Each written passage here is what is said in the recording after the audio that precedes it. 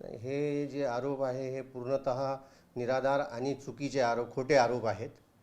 Actual असं आहे की आजपासून 10वीची परीक्षा सुरू झालेली आहे आणि 10वीच्या परीक्षेमध्ये आम्हाला जे मुख्याध्यापकाला आणि शाळेला हे बोर्डाकडून निर्देश होते की जे शाळेमध्ये ज्या हे असतात, आपला सेंटर असतो, तिथे जे आहे नियुक्ती करताना पुरुष जे रनर म्हणून आहे ते पुरुषाची नियुक्ती करावी, पुरुष शिक्षकाची नियुक्ती करावी. त्याकरिता आमच्या शाळेमध्ये 2च हायस्कूलला पुरुष शिक्षक आहे. त्यामुळे एक जे आहे केंद्राध्यक्ष आहे आणि एक सगीर अहमद जे आहे ज्यांनी आरोप केलेले आहे ते एक शिक्षक आहे. तर त्यांना आम्ही रनर म्हणून परिरक्षक म्हणून जे आहे पाठवले होतं. त्यांना पत्र दिलं, त्यांना पोस्टाद्वारे पत्र दिलं, त्यांना घरी शिपायाद्वारे पत्र दिलं आणि त्यांना मी व्हॉट्सअपला सुद्धा केला. त्यांनी त्या दिवशी जी मीटिंग होती त्या मीटिंगलाही ते हजर राहिले नाही आणि सुट्टी घेतली. तर त्यांची किरकोळ रजा जी आहे, CL जी आहे ती संपलेली आहे आणि आपल्या घरूनच त्यांनी मी सुट्टीवर आहे म्हणून असं मला माहिती दिली. मी त्यांना सांगितलं का तुमची सुट्टी मंजूर झालेली नाही आहे, तुम्ही आपल्या कर्तव्यावर तिथे जे रनर म्हणून तिथे मीटिंग आहे जिथून पेपर वितरण होते तिथे, तर तुम्हाला तिथे रुजू व्हायचे आहे. आणि मी त्यांना पत्र दिलं. त्यांचं कर्तव्य होतं की त्यांनी जेव्हा मी रुजू केलं आहे म्हणजे इथून कर्तव्यावरून कार्यमुक्त केलेलं आहे तर तिथे रुजू व्हायला पाहिजे. प्रश्न संपला असता. ते आज आले आणि आम्ही तिथे बोर्डवर्क लिहिलेलं आहे. तर बोर्डवर्क लिहिलेलं आहे, तुम्ही बघितलेलं आहे, बोर्डवर्क लिहिलेलं आहे, त्याच्यावर सही केली आणि मी आपल्या मतानुसार हे करणार म्हणे, माझी सही करायची आहे, मला जायचं नाही आहे म्हणून.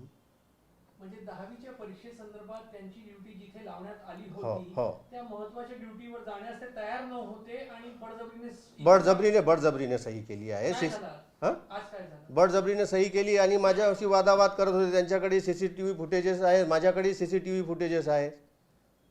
हीच घटना घडली आहे तिथे. आणि त्याच्यामध्ये जे आहे आमचे शाळेचे मुंतजिम खान जे बसले होते तर त्यांना म्हणे, सर म्हणे जाऊ द्या, इथं एवढा म्हणजे कशाला हे करता म्हणे तुम्ही.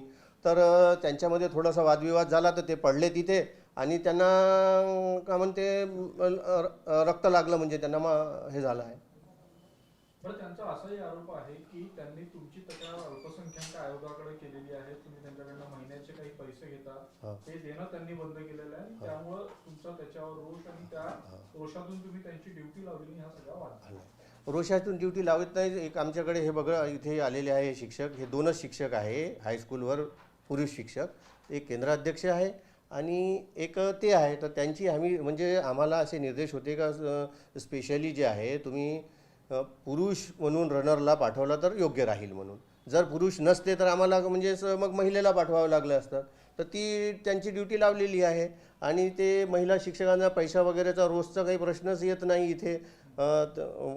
आपले जे कर्तव्य आहे ते कर्तव्य जर आपण बरोबर नियमाप्रमाणे पार पाडले तर असं काही रोष वगैरे नाही. आणि ते खूप जुनी घटना आहे आणि काय म्हणते आयोगाकडे त्यांनी जे तक्रार वगैरे केली याचा काही संबंधच नाही आहे. आपले कर्तव्य नियमाप्रमाणे पार पाडणे हा प्राईम आहे, ड्युटी आहे त्यांची. तुम्ही उत्तर नाही दिला की त्यांचा आरोप आहे तुम्ही पैसे मागतात ठराविक दर महिन्याला त्यांच्याकडून आणि इतर शिक्षकांकडून. हो, नाही ते तर चुकीचे खोटे आरोप आहे. त्याच्यातून कार्यमुक्त म्हणजे त्याच्यातून आरोपमुक्त झालेले आहो मी. आणि मला ते घटना जी आहे ती 2024ची घटना आहे. त्यांनी हे खोटे आरोप लावले होते की ते पैसे घेतात म्हणून शिक्षकाकडून आणि ते खोटे आरोप म्हणजे ते सिद्ध झालेले नाही. आणि त्यानंतर माननीय हायकोर्टाने मला जे आहे त्याच्यातून माझ्यावर जे आरोप केलेले होते ते रद्द केले आणि मी पुन्हा बहाल झालो. मला जे आहे त्यांनी खोटे आरोप करून, त्यांनी संगनमत करून, ते कॉन्स्पिरन्सी करून खूप प्रकार केलेला आहे पूर्वी.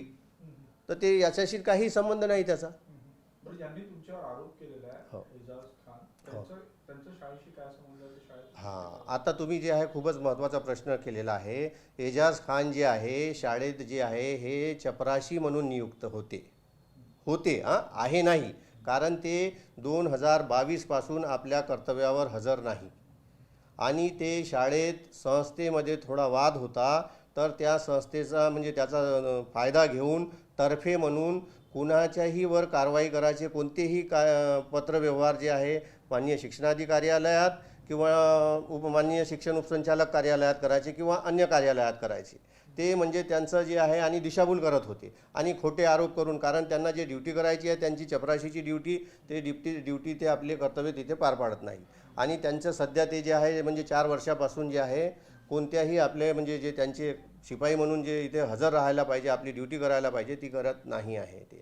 आणि आपलं इकडे तिकडे म्हणजे विभिन्न कार्यालयात ते आपले खोटे आरोप करतात आणि तर्फे म्हणून सही करत होते, तर्फे म्हणून संस्थेच्या अध्यक्षाच्या वतीने. म्हणजे असे खूप त्यांच्यावरही खूप जे आहे FIR वगैरे केलेली आहे, 5-6 FIR आहे त्यांच्यावर.